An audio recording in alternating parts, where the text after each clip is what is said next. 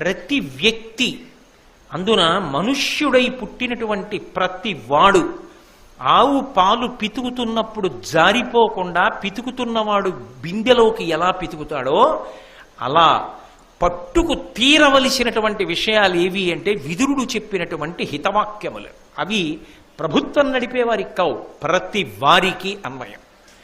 అంత గొప్ప మాటలు చెప్పడం మొదలు పెడతాడు. ఆ మాటలు అసలు నిజానికి అవి ప్రత్యేకంగా చదువుకుంటారు. అసలు దానికోసమే విదురుడి గురించి వింటారు.